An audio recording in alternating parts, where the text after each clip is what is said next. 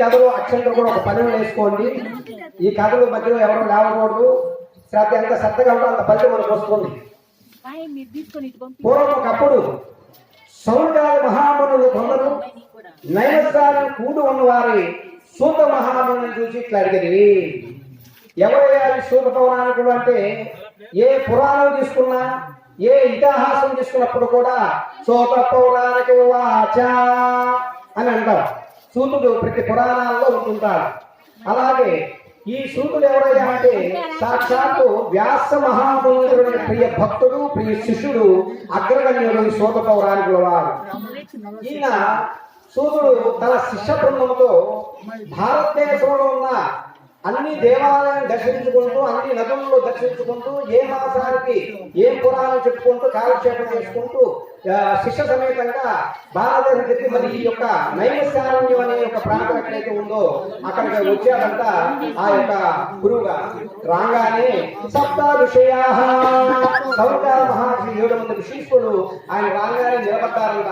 నిలబడి కాలు కడిగి నీళ్లు చల్లుకొని ఆ గర్భాసనం వేసి ఆ గర్భాసనం ఈ గురువు గారిని కూర్చోబెట్టి ఆ గురువు చుట్టూ ప్రదక్షిణ పూర్వకంగా ఈ 7 మంది శిష్యులు కూర్చొని అడుగుతున్నారంట, ఓ మునేంద్ర గురువర్య, నేనాటి మహానుభావులు మీ నోటి నుంచి వచ్చిన వాక్యములు మధురాతి మధురంగా ఉంటాయి, కొన్ని విషయాలు అడుగుతున్నావయ్యా అంటూ ఆ గురువు గారిని అడుగుతున్నారంట. వ్రతేన ధర్సా ప్రాప్తతే వాంఛితం పరం.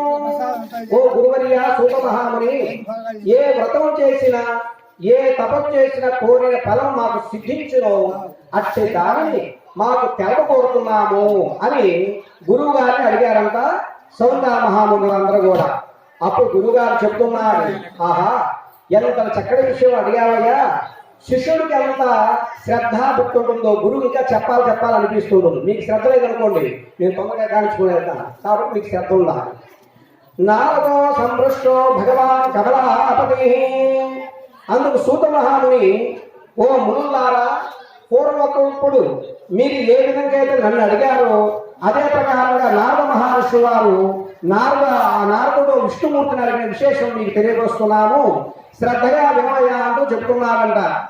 ఏ కదా నారదో యోగి పరానుగ్రహకాంక్షయా పర్యాటా వివిధ లోక మత్స్యలోకముపాగత. అప్పుడు నారద మహర్షి వారు ఆయన ఒక చోట నిలబడి ఉండదంట. ఆయనకి లక్ష్మీదేవికి చెంచిలతో ఎలా ఉంటుందో నారదు ఒక చోట ఉండడు. లోక కళ్యాణానికి అన్ని లోకాలు అటు 14 లోకాలు తిరిగి వస్తుంటారంట నారద గారు. అలా వస్తూ ఈ మానవులు ఏం చేస్తున్నారు, మత్స్యలోకే మానవులు నివసించే లోకము మత్స్యలోకం. ఈ మత్స్యలోకానికి వచ్చారంట ఆ నారద మహర్షి వారు. రాగానే ఈ మత్స్యలోకంలో ఈ కలియుగ ధర్మాలను అనుసరించి ఈ యొక్క జనాలు ఏ విధంగా ఉన్నారా అంటే, తత్ర దృష్ట్యా జనా సర్వాన్ నానాకేశ సమన్వితాం నానాయోని సముత్పన్నాః స్వకర్మభిః.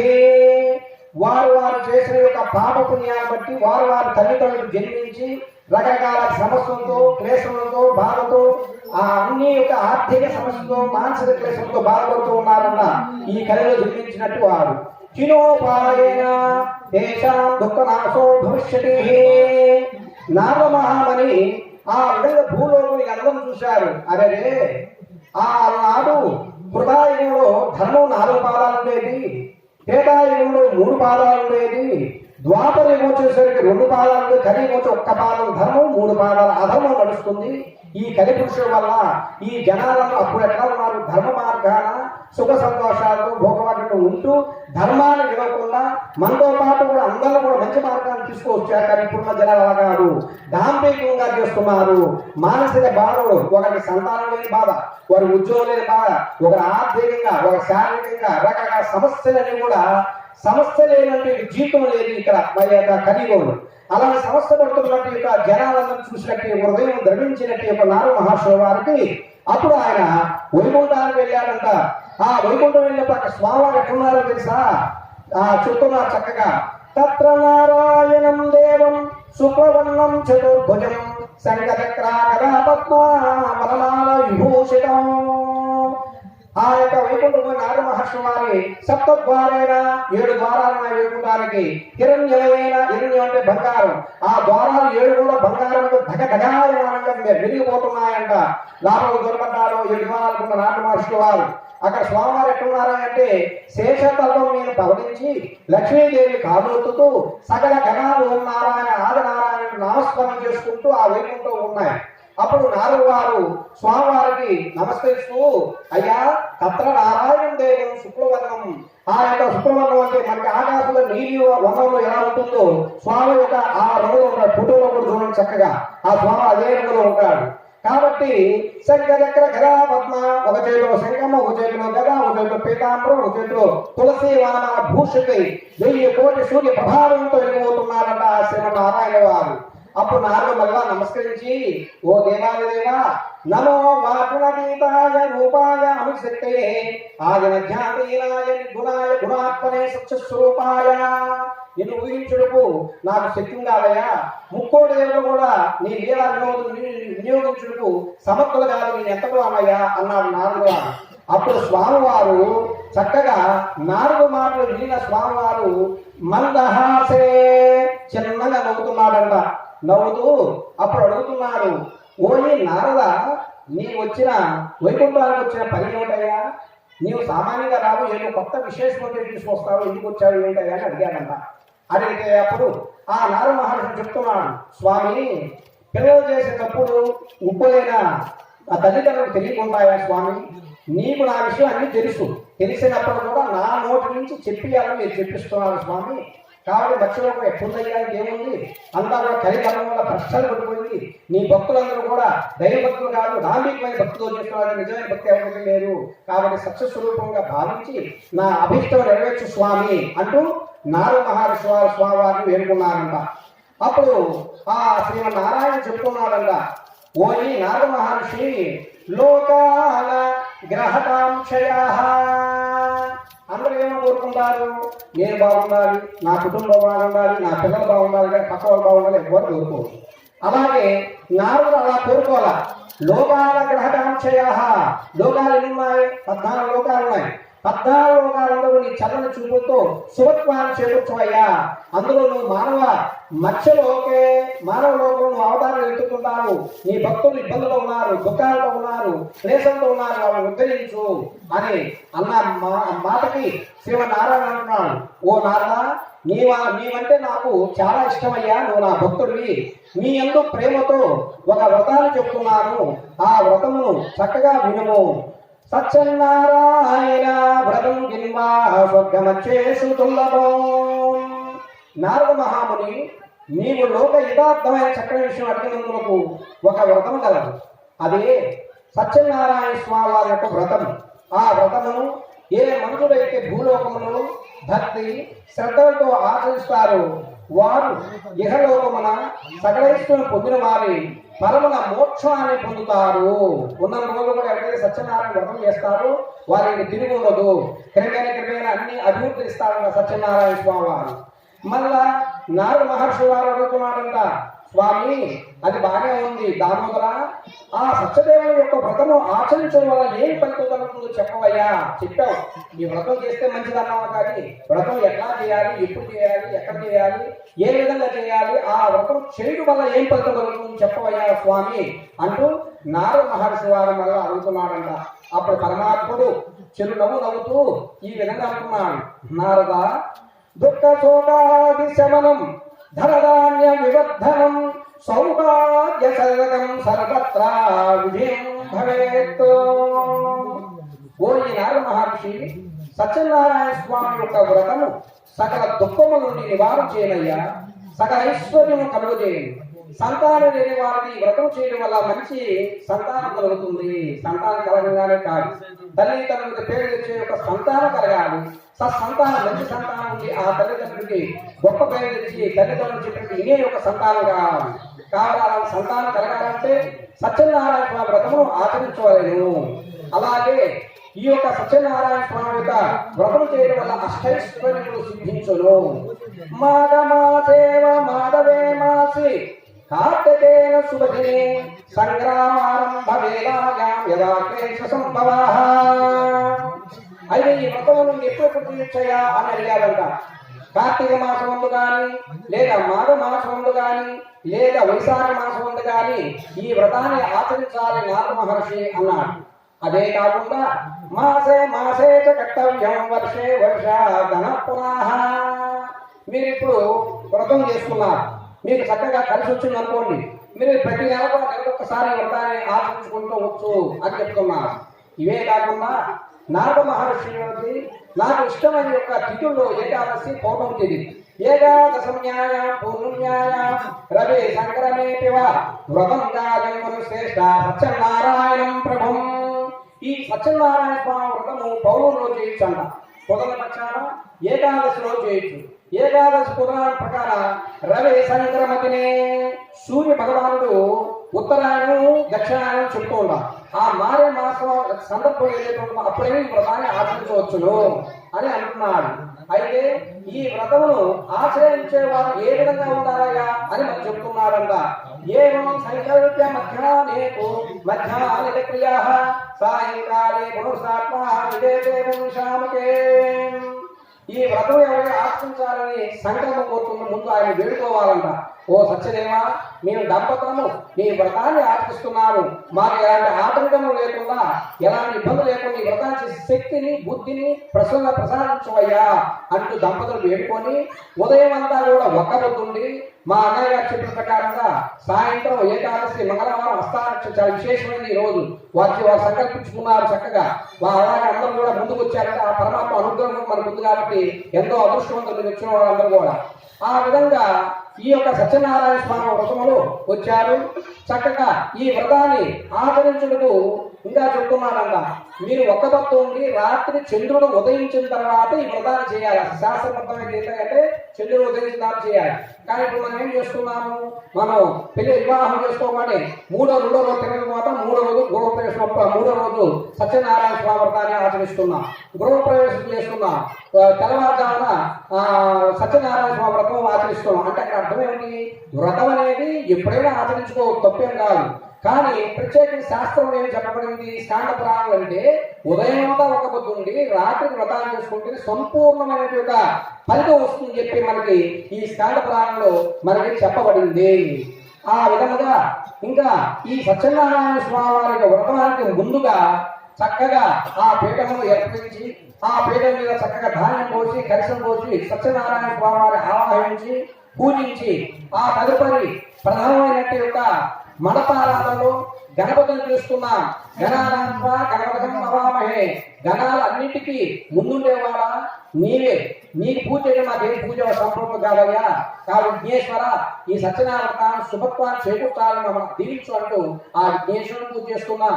తర్వాత పంచలోకాలకు పూజ చేశాం, నవగ్రహాల అధిదేవత పంచాదేవతలు చేశాం, అష్టదిక్పాలు చేశాం, సత్యనారాయణ పంచామృతం చేసి ఆ పీఠంలో ఆహ్వానించి స్వామివారిని విజ్ఞప్తి చేసి అయ్యా మేమందరం స్వామికంగా కూడా సత్యదేవ నీ వ్రతాన్ని వస్తున్నాము, రాత్రి వైకుంఠమా కాదు ఇక్కడ భక్తుల యొక్క హృదయ స్థానంలో మీరు ఎదుర్కొని వ్రతాన్ని బాధ్యము మాకు కలిగించవయ్యా అంటూ చక్కగా వేడుకుంటున్నాము. తర్వాత ఈ విధంగా తల్లి కూడా చెప్పారు. ఏమయ్యా అంటే కలశాన్ని సువర్ణమయే, సువర్ణం అంటే బంగారం కలిసి పెట్టమన్నారు. ఎవరైనా పెడుతున్నారు అమ్మవారు పెడతారు. 2 రజతే వెండి కలశం పెట్టమన్నాడు. శక్తిని తామ్రాహ రాగి చెంబు పెట్టమన్నాడు. రాగి చెంబు అంటే 100 రూపాయలు 50 రూపాయలు కాబట్టి చక్కగా వస్తుంది, అది పెడతాము. 50 100 కాదు. తామ్రం అంటే ఆ యొక్క విష్ణు భక్తుడి యొక్క వరం అది కాబట్టి ఈ రాగి చెంబు పెట్టచ్చు. అది కూడా లేనప్పుడు ఇతర చెంబైనా పెట్టి కూడా చేసుకోవచ్చు, కానీ స్టీల్ చెంబు అలాంటివి కూడా ఈ వ్రతంలో పెట్టకూడదు అని చెప్పారు. అదే ప్రకారంగా ఈ సత్యనారాయణ స్వామి వారి యొక్క రూపు ఏదైతే ఉందో అది అర్ధకక్షమైన బంగారం కానీ వెండి కానీ లేదా రాగి కానీ పెట్టమన్నారు. అవి లేని పక్షాన కనీసం రూపాయి కాసి సత్యనారాయణకు భావించుకొని ఆ మంత్రపూర్వకంగా ఆయన ఆరాధించమని చెబుతున్నారు. ఓ ఈ నారద మహర్షి ఇదే కాకుండా ఈ సత్యనారాయణ స్వామి వారి యొక్క వ్రతంలో ఇంకా తెలియపరుస్తున్నాడు. స్వామివారికి ఇష్టమైనట్టు గోధుమ రవ్వ అందరూ ఏం చేస్తున్నారు, ఎక్కడికంటే ఉప్పు రవ్వ పెట్టుకుంటారు, బొంబాయి రవ్వ పెట్టుకుంటారు. అది శాస్త్రంలో చెప్పాల, మనకి ఇష్టపూర్వకంగా 5-6 చెప్పి చెప్పక అలా అలవాటైపోయింది. గోధుమ రవ్వతో చేస్తుంది స్వామికి ఇష్టమైంది. గోధుమ రవ్వ, చక్కెర, జీడిపప్పు, ద్రాక్ష, యాలక్కాయ అన్ని కలిపి మధు ఆ యొక్క పేరు వేసి ఆవుని వేసి రంగరించినట్టుగా ప్రసాదాన్ని ఆయన చేసి వ్రతాన్ని భక్తి శ్రద్ధలో ఆచరించుకోవాలి అని చెప్తున్నాడు. ఇవే కాకుండా మళ్ళీ అడుగుతున్నారు నారదవారాన్ని సామాన్యుడు కాదైన మనకున్న అన్ని బుర్రలో ఉన్న ప్రశ్నలన్నీ ఆయన అడుగుతుంటాడు విష్ణుమూర్తిని. ఏమని అడుగుతున్నాడు అంటే మళ్ళీ స్వామి ఈ వ్రతాన్ని ఎవరెవరు చేసుకోవాలయ్యా అన్నాడు. చాతుర్వర్ణే వ్రతం కార్యం శ్రీదేవాపుమునీశ్వర. చాతుర్వర్ణ్యం చెప్పారు మొదట్లోనే. ఎవరు చాతుర్వర్ణ్యం అంటే బ్రాహ్మణ చేసుకోవచ్చయ్యా, వర్త క్షత్రియ రాజు చేసుకోవచ్చు, వర్తక శెట్టిగారు చేసుకోవచ్చు, శూద్ర అంటే అన్ని కులాల వారు కూడా శూద్రులు లెక్క వస్తారు. వారి భక్తి ప్రపంచంతో భగవంతుడు అందరికీ ఒకటే. కాబట్టి ఈ 4 వర్ణాలు ఎవరెవరికి పెద్ద ఆచారాలు ఉంటాయో ఆ ఆచారాలతో ఈ 4 వర్ణాల వ్రతాన్ని ఆచరించుకోవచ్చు అని చెప్తున్నారంట. యస్వం దివిషేణ మత్స్యో భక్తో శ్రద్ధ సమన్విత సత్యనారాయణం దేవం. అయితే ఈ ఊరక చేసుకో సత్యనారాయణ ఎట్లా చేయలేసా? రంగరంగ వైపుకో భజంతులు తెరవాలి, ఋత్వీకులనేటి అర్చన స్వాములు తెరవాలి, చుట్టాలను తీసుకోవాలి, అందరం తీసుకొని దంప సమేతంగా చేసుకునే వ్రత రాజాలలో ప్రథమ స్థానం ఈ సత్యనారాయణ స్వామి వ్రతము. కాబట్టి ఈ సత్యనారాయణ వ్రతాన్ని ఈ పూజించి చేసినట్టు ఒక బ్రాహ్మణోత్సవం గౌరవించి సత్కారాలు చేసి దక్షిణామం గోవిందా వర్తించి ఈ వ్రతం మీద మనందరికీ ఆ శుభత్వాన్ని ఇవ్వాలని సత్యదేవుడు వేడుకుంటూ ఈ యొక్క సత్యనారాయణ మొదటి అధ్యాయంలో ఈ వ్రతం ఎట్లా ఆచరించాలి, ఎట్లా పూజించాలి, ఎప్పుడు ఆచరించాలి అనే గురించి ఈ రోజు మన ప్రథమ అధ్యాయంలో సంపూర్ణ ఫలసిద్ధి రాసుకోయా.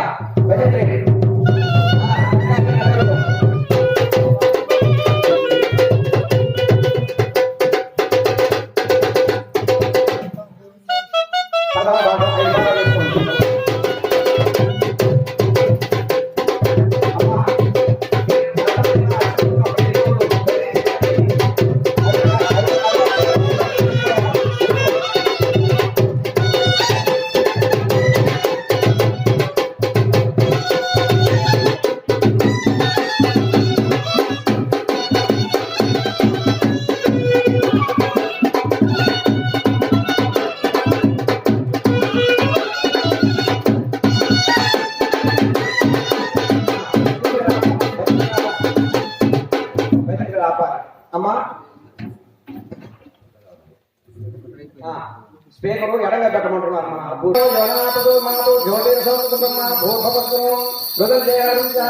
శ్రీ సత్యనారాయణ ప్రథమోధ్యాయ గో సత్య ప్రసాదే నగో నారాయణ నారాయణ తాంబూలం సమర్పయామి నీరాజనో. అమ్మా మీరు కలర్ అక్షంత ఉన్నాయి కదా, వేరే ఒక ప్లేట్ వేసుకోండి, వేరే ప్లేట్లు వేసుకోండి, చేతిలో ఉన్న అక్షంతో ప్లేట్లు వేసుకోండి. ఇప్పుడు హారతి ఇస్తారు, మీరు అద్దుకోవాలి కాబట్టి ఆ గుర్తుగా 5 కథలు అయిన తర్వాత శిరస్సు వేసుకోవాలి. జాగ్రత్త పెట్టుకోండి అక్షంతో.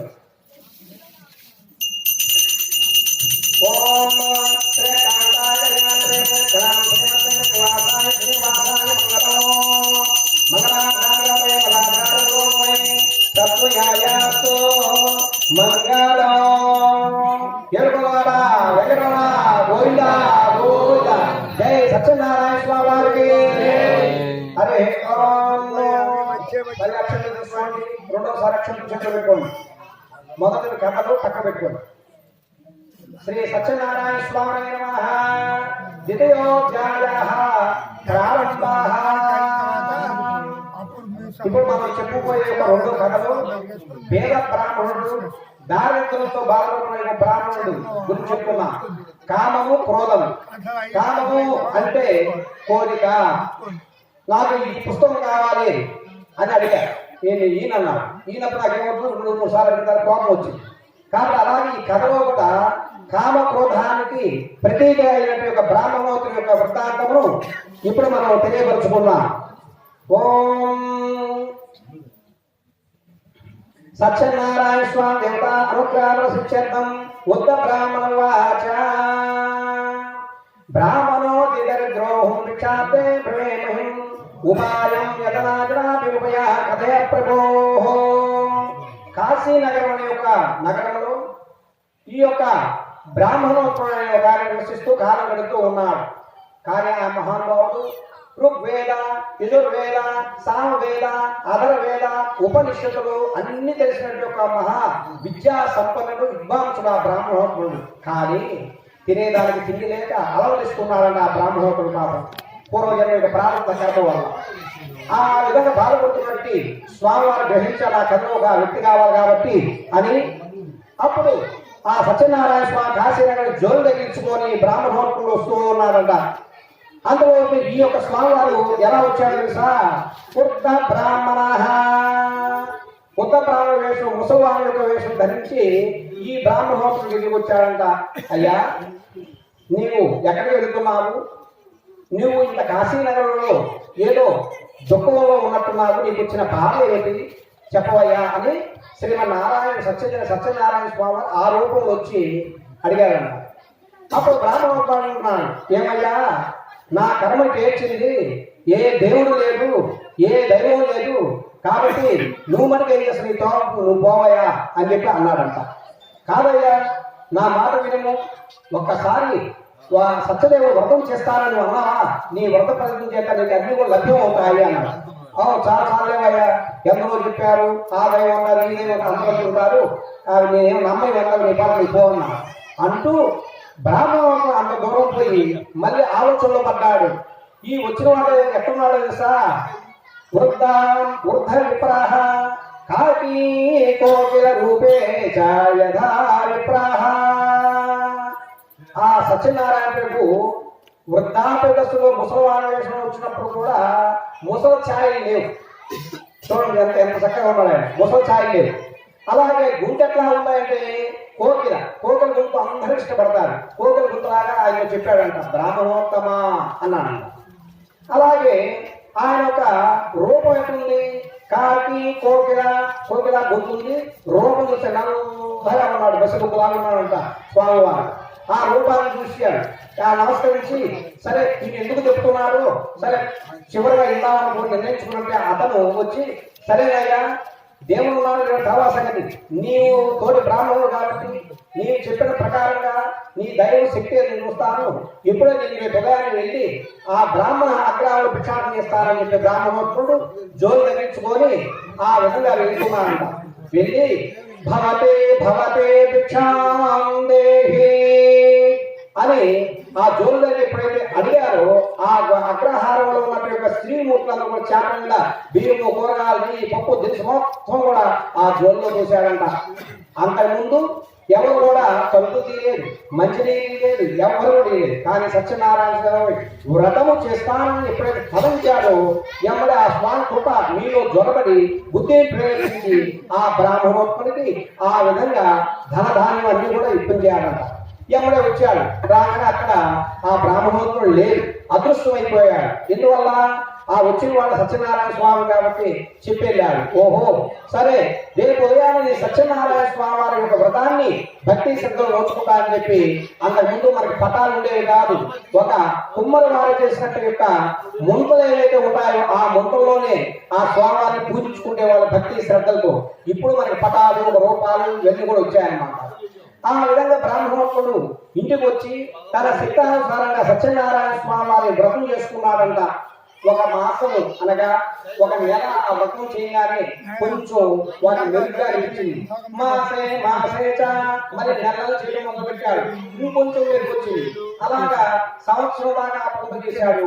అతను కూడా దారిద్ర్యం అంతా కూడా తిరిగిపోయి అష్టైశ్వర్యంతో ఎంతో సుఖ సంతోషాలతో జీవిస్తూ ఉన్నాడంట. ఇది ఇలా ఉండగా ఒకసారి కాస్త కట్టెలు అమ్ముకొని జీవించే ఒక అతను ఆ దోమ పోతున్నాడంట, కట్టెల మోపు నెత్తి మీద పెట్టుకొని పోతూ ఉండగా ఇక్కడ ఉన్న ఆ బ్రాహ్మణుని జనాలు చుట్టాల పక్కన చూసి, ఇక్కడ ఏదో కార్యక్రమం జరుగుతుంది, నా కట్టె పనులు ఎక్కువ రేటు తెచ్చుకొని ఆ ధనాన్ని స్వీకరిస్తానని చెప్పి కట్టె మోపులు బయటపడేసి ఆ కట్టెలో పోనేవాడు లాభలకెళ్ళి అక్కడ అంత కథ విని ప్రసంగాలు స్వీకరించి తదుపరి ఆ బ్రాహ్మణోత్తమ అడుగుతున్నాడంట, ఓ బ్రాహ్మణోత్తమ, మీరు చేస్తున్నట్టు యొక్క స్వామి ఎవరయ్యా, మీరు చేస్తున్న యొక్క వ్రతం పేరేమిటి, నాకు తెలియపరచవా అని అడిగారు. అప్పుడు బ్రాహ్మణోత్తమ అంటున్నాడు, ఓ కాస్త నేను సత్యనారాయణ స్వామి అని అంటారు, సత్యదేవుని వ్రతమును ఆచరిస్తున్నా, ఈ వ్రతం వల్ల నాకు దారిద్ర్యం మొత్తం కూడా పెరిగిపోయింది, అందువల్ల ఈ వ్రతం ఆచరిస్తున్నాను అన్నాను. ఓహో అట్లా అయితే ఈ రోజు వ్యాపారానికి వెళ్తున్నాను కాబట్టి నా యొక్క ధనం కూడా రావడం లేదు అని ఆ కఠిన మొక్కున్నాడు. సత్యనారాయణ ప్రసాదం స్వీకరించి తన గృహానికి వెళ్ళాడంట. వెళ్ళి ఆ భార్యకు చెప్పి, ఓ భార్యమని రేపు ఉదయం మహానగరానికి వెళ్ళి నా కఠిన మొక్క ఎక్కువ రేటుగా అమ్ముకొని వచ్చిన ధనంలో వ్రతాన్ని మనం ఆచరిద్దామని చెప్పి ఆయన ఎమ్మడే వెళ్ళాడు. కట్టెలు కొట్టుకొని నెత్తి మీద పెట్టుకొని అమ్మ కట్టెలంటూ ఒక పెద్ద మహానగరానికి వెళ్ళాడంట. ఆ కట్టెలు అమ్ముకునేవాడు. వెళ్ళి అక్కడ అమ్ముతుండగా ఒక చోట గృహప్రవేశం జరుగుతుంది, ఒక చోట వివాహం జరుగుతుంది. అలాగా అయ్యా కట్టెపల్లి మాకాలని పోటీ పడి 100 రూపాయలు కట్టెపల్లి 200 రూపాయలు పోయి ఎక్కువ ధనం స్వామి యొక్క అనుగ్రహంతో ఆయనకి లభ్యమైందంట.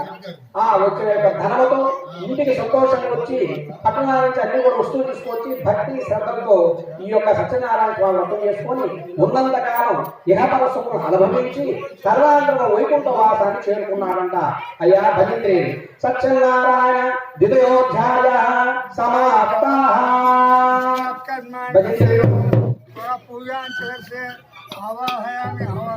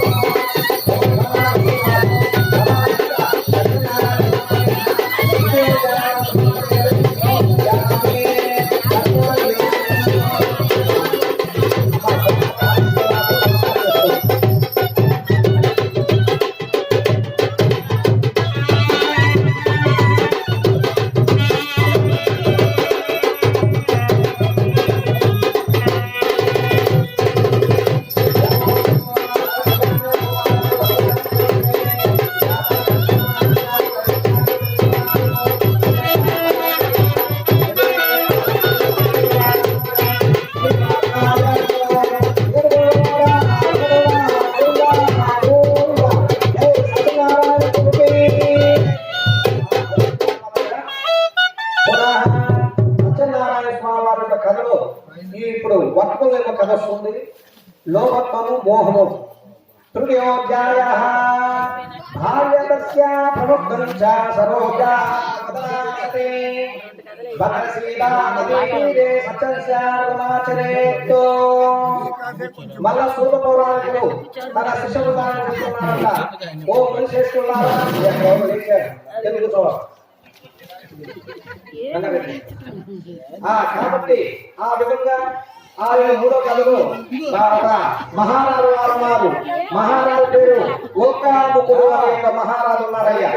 ఆ లోకాముకుడు యొక్క మహారాజు రాజ్యాన్ని ధర్మబద్ధంగా పరిపాలించుకుంటూ కన్నబిడ్డ వలె ప్రజలను చక్కగా మంచి మార్గం రక్షించుకుంటూ వారి కావాల్సిన యోగక్షేమాలు చూసుకుంటూ కారణమవుతున్నారన్న లోకాముకుడు అనే నచ్చగారు. ఎవరు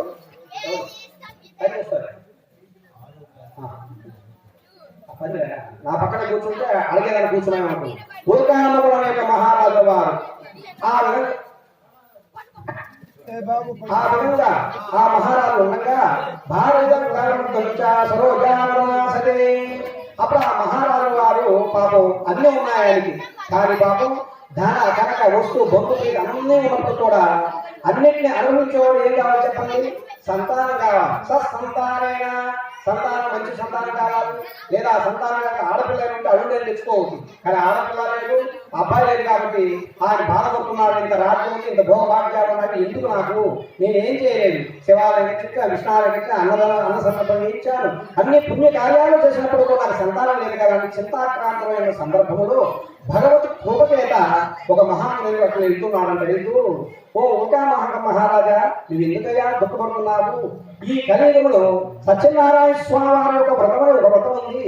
ఆ వ్రతము భద్రశీల నది తీరం కానీ ఈ వ్రతం కానీ ఆచరించినట్లయితే నీకు చక్కటి 12 పెట్టగలుగుతారయ్యా అని చెప్పారంట ఆ మహాముని. సరే అని చెప్పి ఆ మహామునికి నమస్కారం చేసుకొని తర్వాత శిష్య బృందంతో ఆ ఒకానొక మహారాజు భద్రశీల నది దగ్గరికి పోయి చక్కగా ఆ వ్రతాన్ని ఆచరిస్తున్నాడంట. ఇది ఇలా ఉండగా ఒక వర్తకుడు రత్నసారం యొక్క పురానికి వ్యాపార నిమిత్తమే వెళ్ళడానికి ఒక పడవలో తన శిష్యుని తీసుకొని ఆ పడవలో ఈ భద్రశీల నది దగ్గర యువతలో నేనున్నాడు, అవతల ఉన్న ఉల్కానపు మహారాజు సత్యనారాయణ స్వామి వారి యొక్క వ్రతాన్ని చేస్తున్నాడు. అలా వెళ్ళే కొన్ని ఏంది మహారాజు ఏంది ఈ యొక్క రాజ్యాలను వదిలిపెట్టి తన బృందంతో వచ్చి ఈ నది దగ్గర స్నానం చేస్తున్నాడంటే ఏదో కథ ఉంది, కాబట్టి నేను చూడాలి వినాలి అని చెప్పి అప్పుడు ఆయన ఆ వర్తకుడు ఆ పడవని అంత దూరంగా ఆపి తర్వాత ఆ మహారాజు దగ్గర పోయి ఆ వ్రతాన్ని కథని విని ప్రసాదం స్వీకరించి అప్పుడు అడుగుతున్నాడంట, ఓ ఉల్కాముఖ మహారాజా, ఈ ఆ రాజ్యాన్ని వదిలిపెట్టి ఈ భద్రశీల నది దగ్గర వచ్చి ఈ వ్రతం చేస్తున్నారు, ఈ వ్రతం ఏమిటయ్యా ఫలితం అని అడిగాడు. ఓ ఈ వర్తకుడా, నాకు సంతానం లేదయ్యా, సంతాన నిమిత్తం శ్రీ సత్యనారాయణ స్వామి వ్రతం చేయమని ఒక ముఖ్యమంత్రి వారు సెలవిచ్చాడు, ఈ నది దగ్గర చేస్తేనే ఫలితం వస్తుందన్నాడు, అందువల్ల ఈ వ్రతాన్ని ఆచరించానయ్యా అని చెప్పాడు. ఓహో అట్లా అయితే ఓ మహారాజా, ఈ ప్రసాదమును నా భార్యకి ఇచ్చి ఇద్దరు స్వీకరించి నాకు కూడా నీ వల్లే సంతానం లేదు, నేను కూడా సంతానం కలుగుతా అని చెప్పి వ్యాపారానికి పోకుండా ఎవరి వెనుదిరిగి తన యొక్క గ్రామానికి వెళ్ళి భార్య లీలావతికి చేతిలో ప్రసాదం పెట్టి ఇద్దరు స్వీకరించి, అమ్మా లీలావతి, మనము సంతానం లేదు కాబట్టి ఇదిగో సత్యనారాయణ స్వామి వారి యొక్క ప్రసాదం మహారాజు చేస్తున్నాడు, ఈ ప్రసాదం స్వీకరించినట్టయితే మనకి 12 యొక్క పుత్రుడు కానీ పుత్రుడికి కానీ కలుగుతారంట, సంతానం కలుగుతుంది అని చెప్పాడంట. ఓహో అటువంటి లీలావతి ప్రసాదాన్ని ఇద్దరు కూడా భక్తి శ్రద్ధలతో తీసుకొని కొన్ని రోజులు భర్తతో సుఖించి 10వ మాసమున 12 ఆడపిల్లకి జన్మనిచ్చారు ఆ తల్లిదండ్రులు.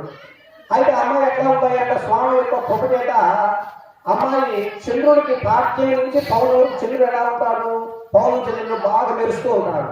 అలాంటి 15 కళలున్న స్వామి కృప చేత అమ్మాయి కలిగి, అందుకని అమ్మాయికి ఏం పెట్టారంటే కళావతి అని అమ్మాయికి తల్లిదండ్రులు అల్లారములు పెంచుకుంటూ కళావతి కళావతి అని పెంచుకోసాగారు.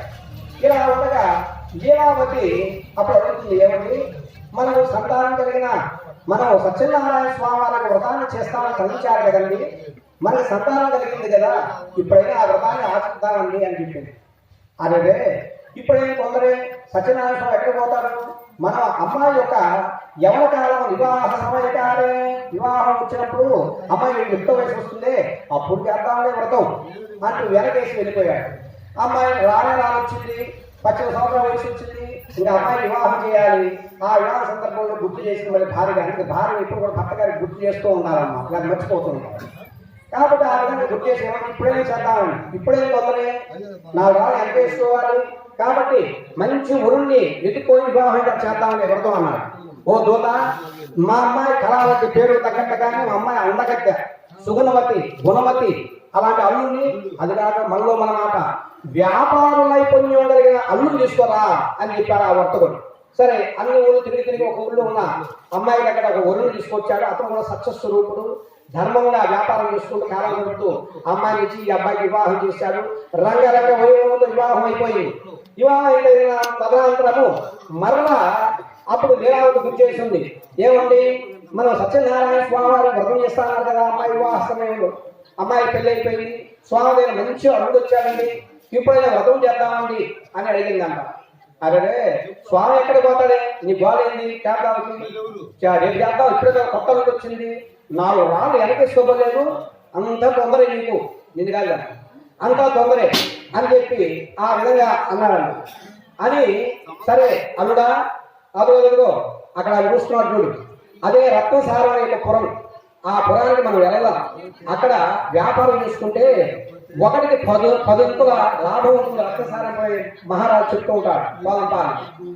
ఈ యొక్క అల్లుడు గారు కొత్తగా వచ్చి 16వ పంట కాకుంటే ఈ మామగారు వెనబెట్టుకుని మళ్ళీ ఎక్కడో వెళ్తాడు, గట్టిగా లాభం పోతున్నాడు. మా నా రోజులు వస్తాను మా అదే కాదు, కొత్త అల్లుడిని వ్యాపారం నైపుణ్యం నేర్పేయాలి, రావాయ పోదామా. అప్పుడు అల్లుడిని చక్కగా పెట్టుకొని వెళ్ళాడు. ఎక్కడికి వెళ్ళాడయ్యా అంటే రత్నసార పురానికి చేరుకున్నాడు మామగారు ఇద్దరు కూడా. అప్పుడు ఆ రోజు రాత్రి చీకటి పడడం చేత ఆ భవంతి దగ్గర నిద్రిస్తూ ఉన్నారు ఆ మామగారు ఇద్దరు కూడా. అప్పుడు స్వామివారికి కోప ఆవేశంతో అరే వర్తకుడా, నీవు నా వ్రతము సంతానం లేకపోతే నీకు సంతానం కలిగించాను, వ్రతం చేస్తాను చేయలే. అమ్మాయికి వివాహ సమయంలో చేస్తాను చేయలే. ఈ విధంగా రేపు రేపు అంటూ నా యొక్క వ్రతాన్ని వెనకేస్తున్నారు కాబట్టి నీకు శిక్ష పడాల్సిందే అని సత్యనారాయణ స్వామి వారు ఆగ్రహించినట్టు వారు ఈ విధంగా ఆయన శాపం వేసుకున్నాడంట. దారుణం కఠినం చాస్య మహాదుఃఖ భవిష్యతి ఏతస్వందే రాజ్ఞో ధనమాదాయ తస్కరః. ఈ బుద్ధి రావాలంటే కాదు, ఇతను కఠినమైన కష్టాలు పడదు, దారుణమైన కఠినమైన కష్టాలు పడదాక అని చెప్పని ఆ యొక్క మహారాజు అని చెప్పి శాపం పెట్టాడంట. మామూలు ఇద్దరు కూడా వాళ్ళు నిద్రిస్తున్నారు. ఎప్పుడు కూడా ఆ రాజ్యంలో దొంగలు పడేవాళ్ళు కాదు. ఒకవేళ పడినా ఏమయ్యా నువ్వు ఎందుకోసం చేసేవాడు మహారాజు అడిగేవాడు. అయ్యా నేనేదో భుక్తి కోసం చేశానని చెప్పేవాడు. కానీ ఈ ఇద్దరు నిద్రిస్తున్న సందర్భంలో స్వామి యొక్క శాప ప్రభావం చేత ఆ రోజు దొంగలు పడ్డారంటే దొంగలు కాదు, స్వామివారే భటులే అదృష్ట రూపేణ ఆ రూపాన్ని ఇచ్చి ఈ ఇద్దరు నిద్రిస్తున్న మానవులకి ఆ ధనరాశి మూటను అక్కడ పడవేసి వాళ్ళ పక్క దగ్గర అదృష్టం అయిపోయారు. నిజం దొంగలైతే చిక్కేవారు. ఈ నిజం దొంగలు కాదు, పరమాత్మ ఇచ్చిన ఆ స్వరూపం అవి పక్కకు పడగానే ఎప్పుడే ఈ దొంగలను నిద్రిస్తున్న మానవులు ఇద్దరు కూడా భక్తులు పైకి అయిపోయారు. లేదు పైకి లేండి, మీరు దొంగ నిద్ర తెలుస్తున్నారు. పోయిసారి దొంగతనం చేసుకుని మీరే, ఇప్పుడు చేసేమో నీవే, నీతోటి ఇంకోడొకడు అని అంటూ ఆ మామగారిద్దరిని నిద్ర లేపి మహారాజు దగ్గరికి తీసుకెళ్ళాడంట. ఆ మహారాజు దగ్గర పోగానే మహారాజా ఇదిగో ఈ మామగారు దొంగ నిద్ర పోతూ మన సొమ్ములంతా ఇద్దరే కాజేశారు, ఇవే కాకుండా అంత ముందు కూడా ఇవే కాజేశారు, మీరు శిక్షించండి అని అన్నారంట ఆ యొక్క భటులు.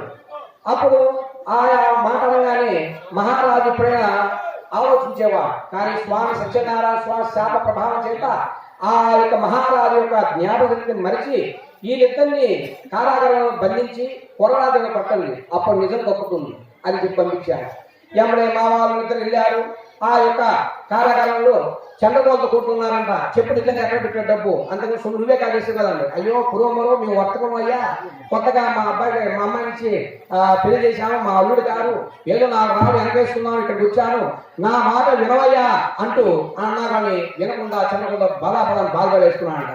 అప్పుడు మా అంటున్నాడంట, అల్లుడా ఈ దెబ్బ నా చిన్నదనంలో మా నాన్నగారు కూడా కొట్టలేదురా అన్నాడు.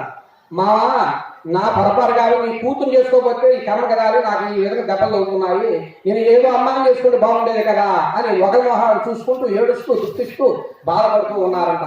ఇలా ఉండగా అక్కడ ఇంటి దగ్గర ఎట్లా ఉంది, ఆ యొక్క లీలావతి నిజంగానే అక్కడ దొంగలు పడి ఈ శెట్టిగారు సంపాదించిన ధనరాశులను నిజంగానే దొంగలు పడి ఎత్తుకోబోయారు. అవి పోవడం చేత లీలావతి మానసికంగా నలిగిపోయి రోగగ్రస్తరాలు మంచాన పడింది.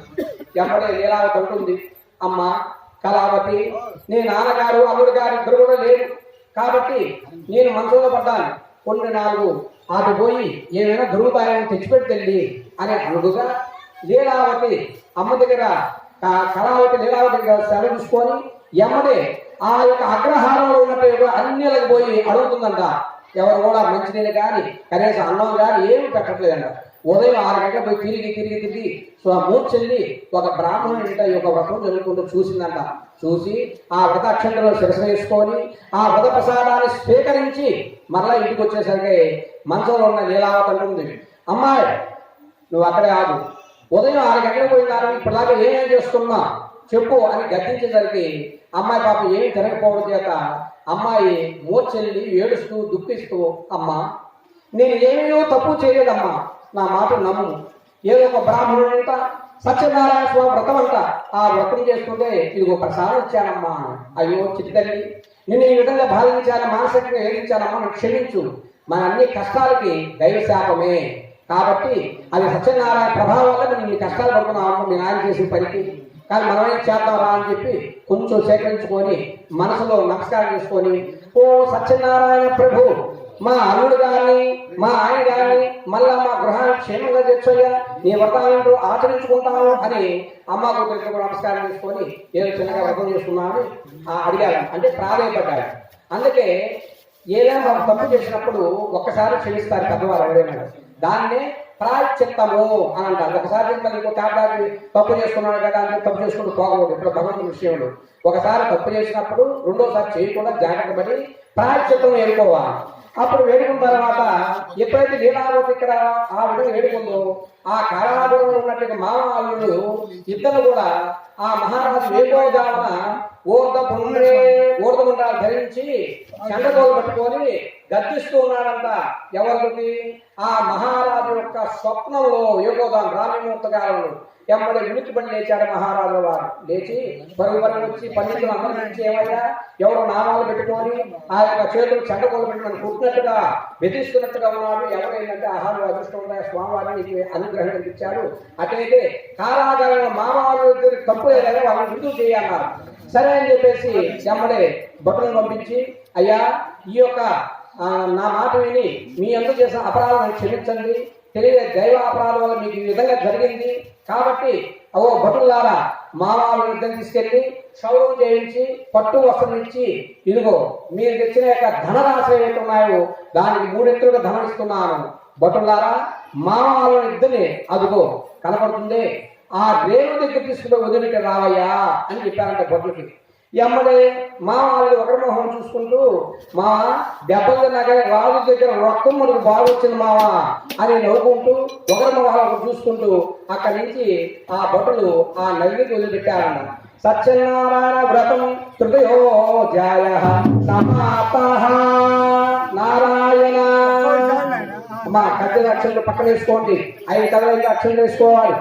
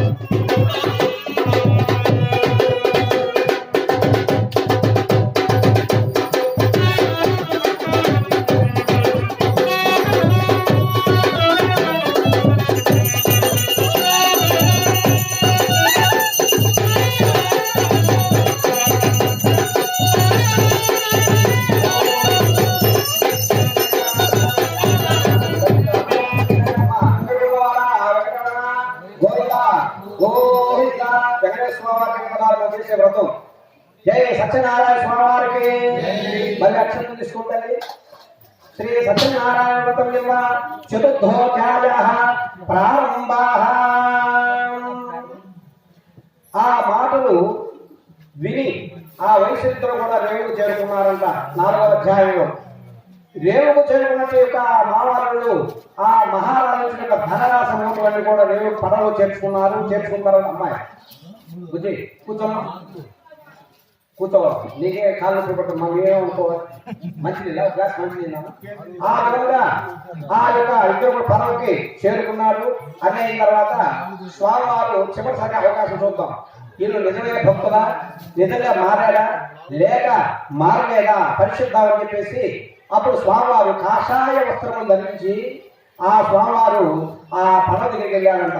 వారిద్దరి సంభాషణ ఇట్లా ఉంటుంది. పడవ దగ్గర ఆయన అంటున్నాడు, ఓయి వర్తములారా మీ పడవ ఎందు ఏముందయ్యా అని అడిగారంట. నర్సయ్య గారు మీ పడవ ఎందు ఏముందయ్యా అని అడిగారంట.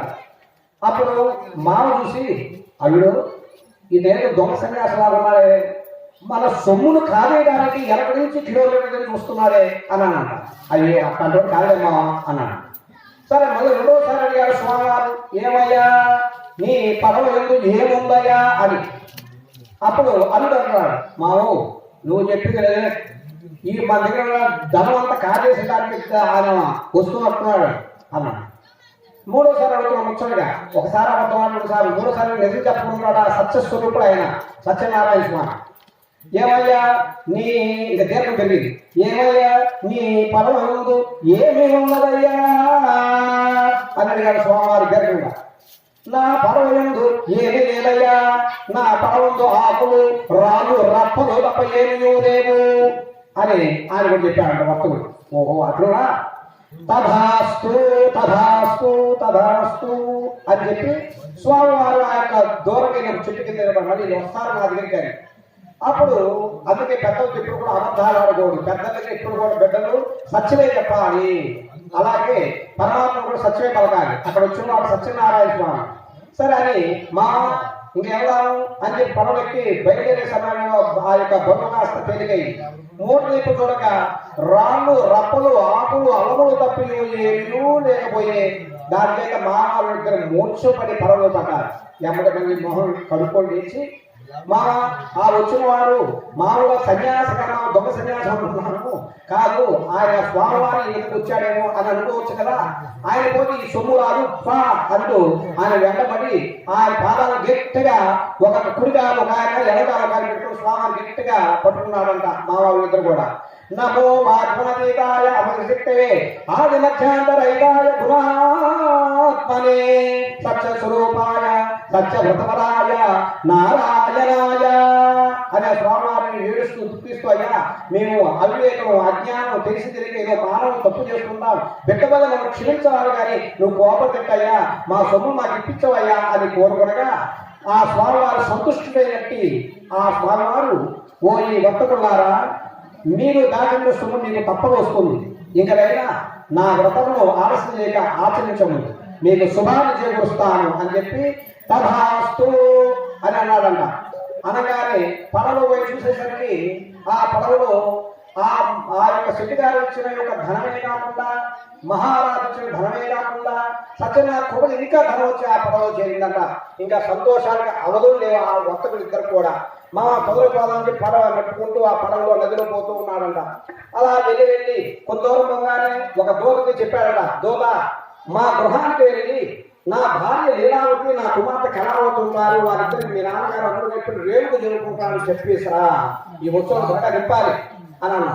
సరే దూత వెళ్ళి అమ్మా లీలావతి మీ ఆయన గారు అల్లుడు గారు ఇప్పుడు రేవుకు వచ్చారు, త్వరగా రమ్మంటున్నారమ్మా మిమ్మల్ని అని అనగానే ఎమ్మటే లీలావతి వస్తూ, అమ్మా కళావతి సత్యనారాయణ వ్రతం ముగించుకొని త్వరగా రమ్మ, ముందు నేను పోయి మీ నాన్నగారికి మా అల్లుడు గారికి స్వాగతం పొందుతారని చెప్పి లీలావతి రేవు దగ్గరికి వచ్చిందంట. ఎమ్మడే రేవు దగ్గర రాగానే ఆ సామాన్లు తీసుకున్నాడు, మామగారికి వస్తుంది అన్ని దిగాయి, ఇంకా అల్లు గారికి దిగబోతున్నాడు.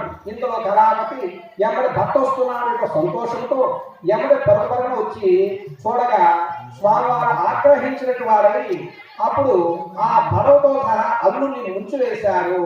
మామగారు చూస్తున్నారు, అత్తగారు చూస్తున్నారు, లేదా కళావతి చూస్తుంది, జనాలు చూస్తున్నారు. చూస్తుండగానే ఆ స్వామివారు అల్లుడితో సహా నదిలో ముంచు వేశారు.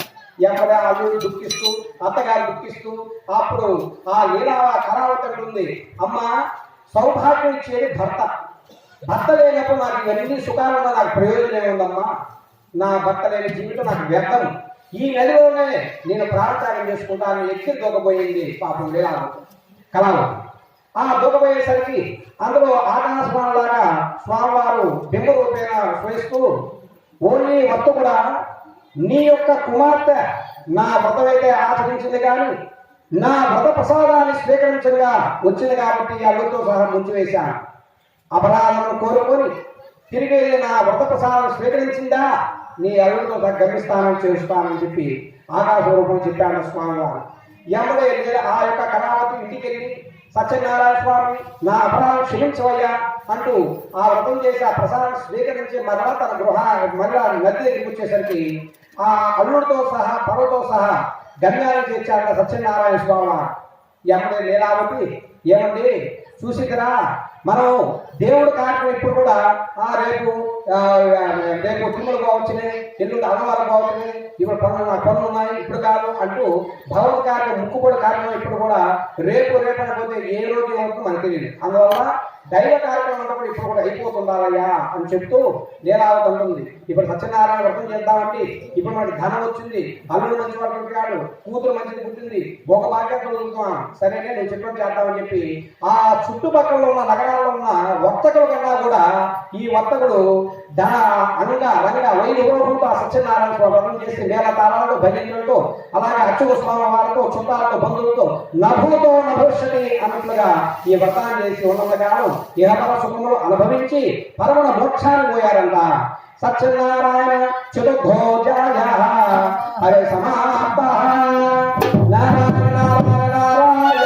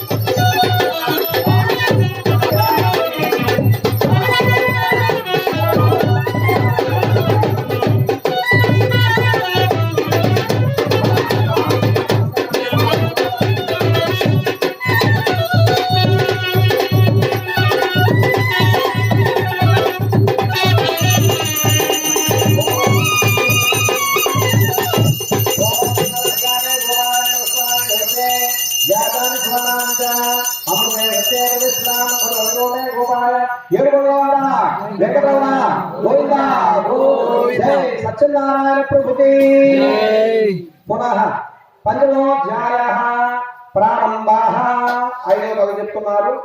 సూత మహాముని మరలా ఇట్లు చెప్పతొడిగిన ఓ ముని చంద్రమ, మరి ఒక కథ చెప్తున్నాను, శ్రద్ధగా వినమని. పూర్వకాలమున తుంగధ్వజుల యొక్క మహారాజు ప్రజలను కన్న తండ్రి వల్లే చూచుతూ రాజపాలన చేస్తూ ఉన్నాడంట. ఏకదా బహో విగస్వాన్ అగత్య మూలంచ దుష్ప్రాచ పూజనాతో. ఆ తుంగధ్వజ మహారాజు వారు రాజ్యాన్ని పరిపాలించి ధర్మవంతులు నడుస్తూ ఉండేవాడు. అలా ఒక రోజు ఆయన రాజులకి బ్రాహ్మణులు అంటే ఏం చేయాలి, చక్కగా పురాణం చెప్పాలి, మీ అందరూ క్షేమం కోరుకోవాలి. అలాగే వర్తకులు అంటే వ్యాపారం చేయాలి, సూర్యుడు అంటే వ్యవసాయం చేయాలి. అలాగే రాజులు అంటే క్షత్రియులు అంటే వాళ్ళు వేటాడటం వాళ్ళ నైపుణ్యం. ఒక జంగన వేటాడుతూ ఆ యొక్క తుంగధ్వజ మహారాజు అన్ని ప్రాంతాల్లో వెళ్తూ ఉన్నాడంట. అలా వెళ్ళగా ఈ యొక్క భటులు దూరం అయిపోయాడు. ఇంకా చివరికి తుంగధ్వజ మహారాజు ఒక్కడే మిగిలిన్నాడు. ఆ జింకను వేటాడుతూ వెళ్ళారు. ఆ జింక ఎక్కడ వెళ్ళిపోయింది, మళ్ళీ వెనుదిరిగి మళ్ళీ వస్తున్నాడంట. అలా వస్తున్న సందర్భంలో అగ్రస్యనోలే బిల్వ వృక్షస్య, బిల్వ అంటే మారేడు చెట్టు. ఆ మారేడు చెట్టు కింద గొల్లలు అనేవారు ఆ వ్రతాన్ని చేసుకుందామని తలంచాడంట. ఈ మహారాజు వారు ఆ గుర్రం దగ్గరికి పోయి అటు కూడా చూడకుండా ఉండేసరికి ఎక్కడ అక్కడ గొల్ల లేచయ్యా, మేము సత్యనారాయణ వ్రతం చేసుకుంటున్నాం మహారాజా, ఈ భూమండలాన్ని పరిపాలిస్తున్న మహారాజు మీరు తుంగధ్వజ మహారాజు, మీరు రావడం మా అదృష్టము. కాబట్టి ఓ మహారాజా మీరు వ్రతంలో కూర్చోన్నాను. అటు క్షణించుకోలేను తుంగధ్వజ మహారాజు. ఆ తర్వాత మళ్ళీ కొంత దూరంగా ఆలోచించుకుంటా జంకెట్ట పోయిందా ఏందా అని. ఇందులో వ్రతం అయిపోయింది. వ్రత ప్రసాదాన్ని కొండ పెంకుల్లో తెచ్చి ఇచ్చారంట. ఈరోజు తిరుగులనే స్వామివారు కూడా కొండల్లోనే నైవేద్యాలని కూడా పూరి జగన్నాథుని కూడా ఆ కొండ ప్రసాదం తెచ్చి ఓ ఈ తుంగధ్వజ మహారాజా నీకు సత్యనారాయణ స్వామి ప్రసాదం స్వీకరించవయ్యా. అతను మనసులో అనుకుంటున్నాడు, నీచువైన యొక్క గొల్లలు అంటదాని వాడు చేసిన ప్రసాదం నేను తినాలా? నేను ఎవరిని? ఈ భూముల బాంధములు ప్రకారించి తుంగధ్వజ మహారాజుని అని అహంకరించి స్వామికి నమస్కారం చేయకపోవడం ఒక తప్పు. ఆ భక్తులు ఆ యొక్క గొల్లల నుంచి ప్రసాదం ఇద్దామని ప్రసాదం స్వీకరించకపోవడం రెండో తప్పు చేత స్వామి ఆగ్రహించినట్టు వాడి సత్యదేవుడు, అరే నా వ్రత ప్రసాదాన్ని వాళ్ళ గొర్రెలు నీచులని భావించారు, నాకు అందరూ ఒకటే, నీ విధంగా చేశారు కాబట్టి నీ రాజ్యం ఉండదు, నీ పిల్లలు ఉండదు అనే శాపం పెట్టాడు దారుణంగా సత్యనారాయణ స్వామి. ఎమ్మడే ఈ యొక్క తుంగధ్వజ మహారాజు తన రాజ్యానికి వెళ్ళాడంట. వెళ్ళేదానికి పట్టణంలో యొక్క శత్రురాజులందరూ కూడా విజృంభించి తన రాజ్యాన్ని కైవసం చేసుకున్నాడు. తుంగధ్వజ మహారాజు ఆ యొక్క అరణ్య మార్గాన్ని బయటకు వచ్చేసాడు. భార్య స్వర్గ మార్గాన్ని వెళ్ళిపోయింది. శత్రురాజులందరూ ఆ రాజ్యాన్ని పరిపాలిస్తూ ఉన్నాడంట. అధోగతి అయిపోయింది. తనకున్న 100 మంది పిల్లలు ఆ మూర్ఛ వచ్చినట్టు పడిపోయి టప పడిపోయాడంట. ఈ విధంగా తల ఒకటి అయిపోయింది. కుటుంబం అంతా చల్లాచల్లైపోయింది. అప్పుడు ఆ మహారాజు వారు తిరుగుతూ ఒక చోటకు వచ్చి ఒక చెట్టు కింద కూర్చొని ఆలోచన పడ్డాడు. నేను చేయని దానం ఏముంది? అన్నదానం చేశాను, శివాలయం ఇచ్చాను, ఇష్టాలయానికి ఇచ్చాను, అందరికీ ఎన్నెన్నో పుణ్య కార్యక్రమాలు చేసినాను కదా, నాకు ఇటు దుస్థితి ఎలా కలిగింది అని ఆలోచించాడు తుంగధ్వజ మహారాజు. అప్పుడు మనసులోకి ఆ యొక్క గొల్లలు ఈ తెచ్చిన ప్రసాదం అని నీచులని భావించాను.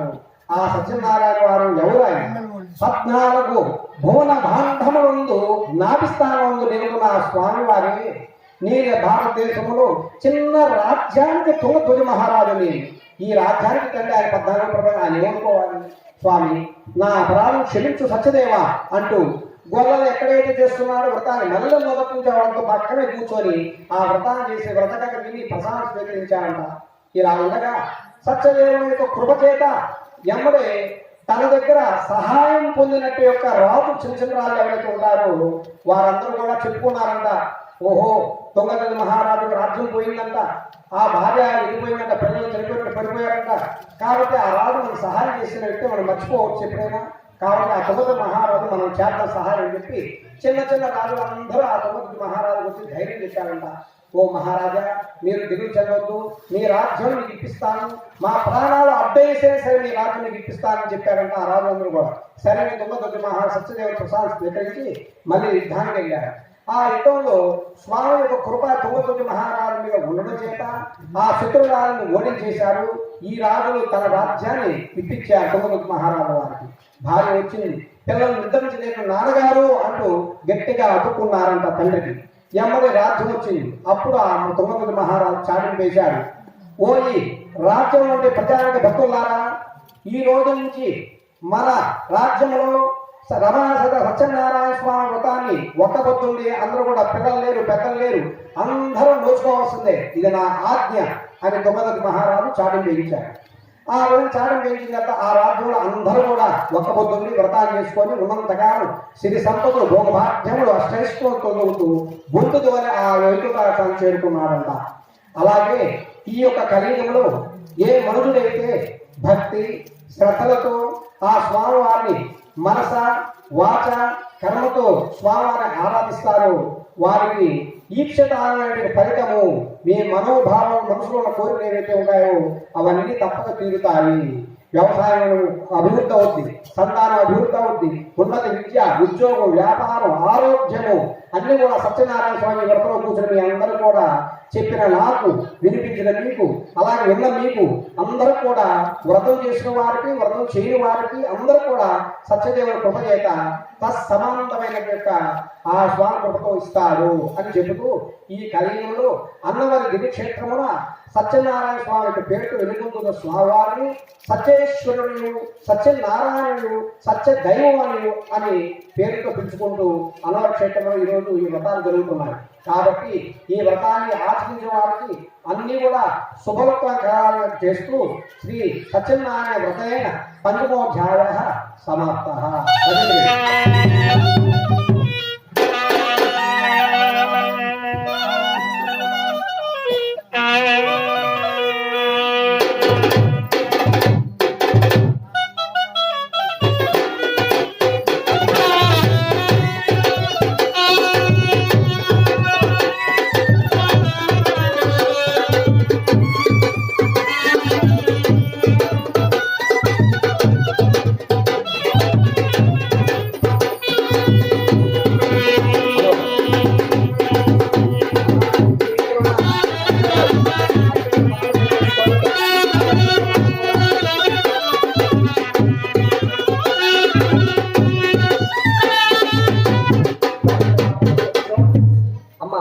మీ దగ్గర ఇంకో టెంకాయ ఉంది కదా, తీసుకొని దంపతులు నమస్కారం చేసుకొని మా కోరిక తప్పక తీరాల్సి స్వామిని కోరుకొని సంవత్సరం మళ్ళీ లాంటి గుడి అంతా ఉండిపోవాలి రేపు సంవత్సరం. అది స్వామితో తప్పకుండా అంత టెంకాయ తీసుకొని ఎవరి టెంకాయ వాళ్ళ కోసం ఏ గ్లాస్ ఉంటే పట్టుంది, లేదా ఒక తీసి అబ్బాయి ఆ తీసి అన్ని టెంకాయలు కొట్టి తీసి స్వామి పాదాలు పెట్టండి. ఓం భగవదేవస్య ధీమహి ధియో యో న ప్రచోదయాత్ ప్రచోదయాత్ ఓమాపో జ్యోతిర్ సమృతం బ్రహ్మ భూద్భవస్వరో.